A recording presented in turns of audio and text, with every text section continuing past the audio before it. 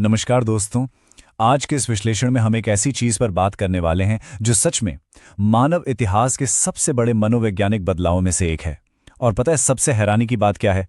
ये सब दूर किसी भविष्य में नहीं हो रहा, बल्कि ठीक इस वक्त हमारे आसपास और खुद हमारे दिमाग के अंदर चल रहा है। तो चलिए बिना किसी देरी के इसमें डीप डाइव करते हैं और समझते हैं कि आखिर ये मॉडर्न तकनीक हमारे दिमाग को किस तरह से पूरी तरह से रीवायर कर रही है। एक पल के लिए इस सीधे पर थोड़े से डरावने सवाल पर ध्यान दीजिए। क्या होगा जब इंसान सच में खुद सोचना ही बंद कर दे? सुनकर किसी साईफाई मूवी का प्लॉट लगता है ना, पर असल में ये एक बहुत बड़ा दार्शनिक और वैज्ञानिक सवाल है जो बिल्कुल हमारे सामने खड़ा है। क्योंकि देखिए, तकनीक सिर्फ हमारे आसपास की दुनिया को नहीं बदल रही, हमारा दिमाग खुद एक्टिवली इसके हिसाब से ढल रहा है। और यही हमारी आज की इस चर्चा का मूल विषय है। सच में दिलचस्प बात यह है कि एआई का यूज करना अब फ्यूचर की कोई थ्योरी नहीं रही, यह हमारी रोजाना की जिंदगी का एक नॉर्मल सा हिस्सा बन चुका है। सोचकर देखिए, एक सिंपल ईमेल ड्राफ्ट करने से लेकर पढ़ाई के नोट्स बनाने, बड़े बिजनेस डिसीजंस लेने या फिर नए और क्रिएटिव आइडियाज सोचने तक लाखों लोग हर दिन एआई का सहारा ले रहे हैं। और पॉइंट यह है कि ये बड़ा कॉग्निटिव शिफ्ट कल आने वाली आफत नहीं है, ये आज के आधुनिक दिमाग के साथ ठीक इसी वक्त हो रहा है। तो चलिए आते हैं हमारे पहले भाग पर, ढलते हुए मानवीय दिमाग की प्रक्रिया। यहां एक बहुत ही जरूरी बायोलॉजिकल टर्म आता है, न्यूरोप्लास्टिसिटी। अगर सिंपल भाषा में कहें तो इसका मतलब है कि हमारा दिमाग हमारी आदतों और व्यवहार के हिसाब से खुद को लगातार बदलता रहता है, रीवायर करता रहता है।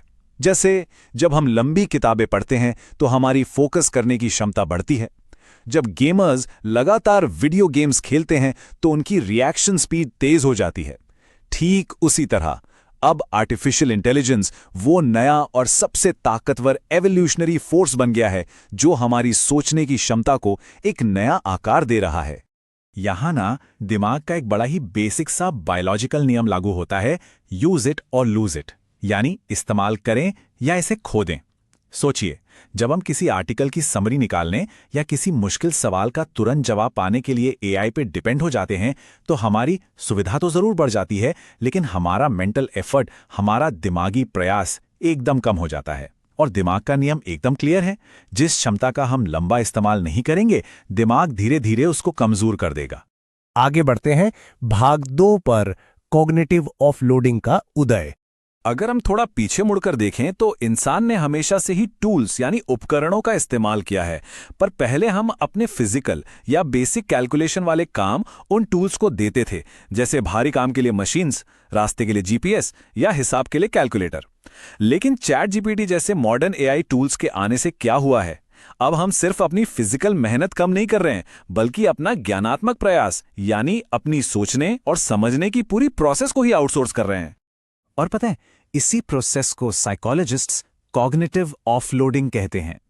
ये एक ऐसी स्थिति है जहां लोग जानकारी को याद रखने के बजाय सिर्फ ये याद रखते हैं कि वो जानकारी कहां और कैसे ढूंढनी है।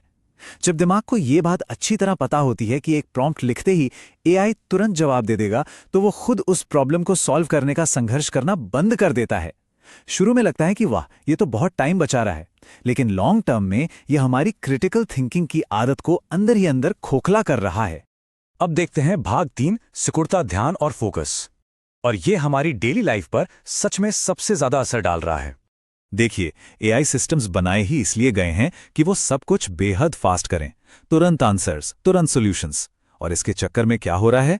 हमारा दिमाग इसी स्पीड का आदी होता जा रहा है। हम हर चीज में इंस्टेंट स्टिमुलेशन और क्लियर आंसर्स एक्सपेक्ट करने लगे हैं।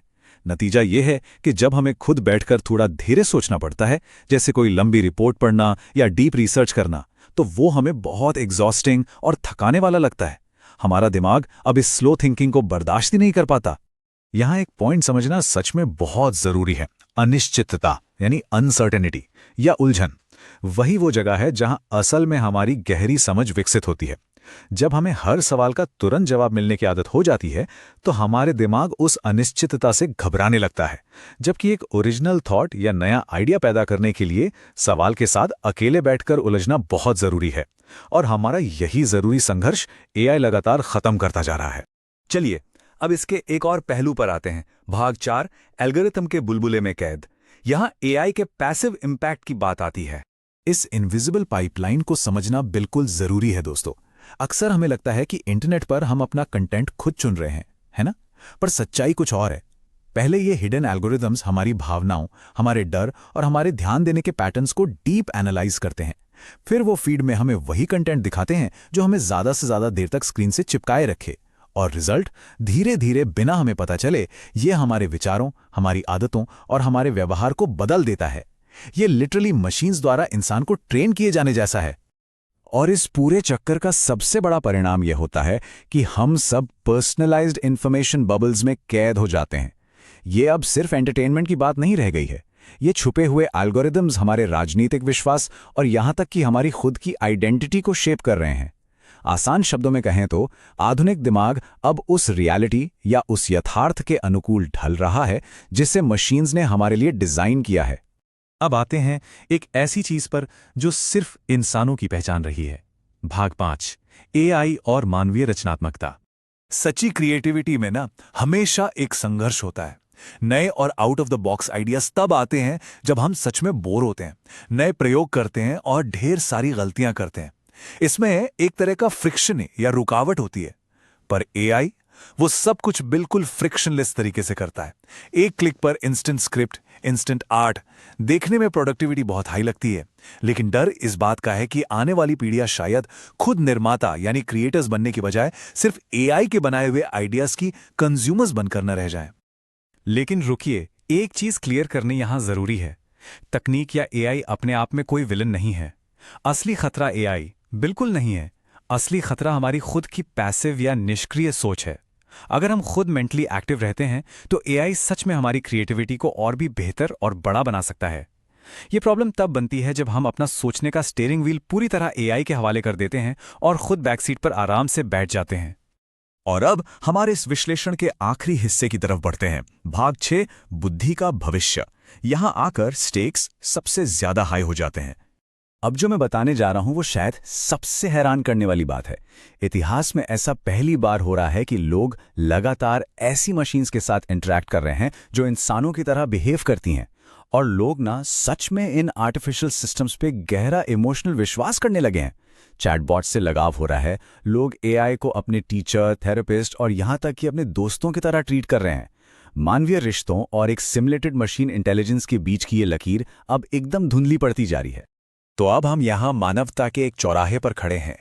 एक रास्ता यह कहता है कि एआई अब तक का सबसे बड़ा और बेहतरीन टूल है जो इंसान के दिमाग को और भी मजबूत कर सकता है। दूसरा रास्ता एक बड़ी वार्निंग है कि कहीं ये इतिहास की सबसे बड़ी साइकोलॉजिकल डिपेंडेंसी ना बन जाए जो इंसान के खुद के सोचने की क्षमता को ही परमानेंटली रोक दे। हमें हर हाल में याद रखना होगा कि तकनीक सिर्फ हमारे आसपास की दुनिया नहीं बदलती, वो इसे यूज करने वाले दिमाग की जैविक संरचना को भी पूरी तरह बदल कर रख देती है। और इसी के साथ मैं इस चर्चा को इस एक गहरे सवाल के साथ खत्म करना चाहूंगा। अगर आने वाले वक्त में एआई इंसानों के लिए सोचेगा तो हमारी खुद की मानवीय बुद्धि का आखिर क्या होगा? ये एक ऐसा सवाल है जिसे हम सबको खुद से जरूर पूछना चाहिए। सक्रिय रहिए, नए सवाल करते रहिए और हां, खुद सोचना बिल्कुल मत छोड़िए।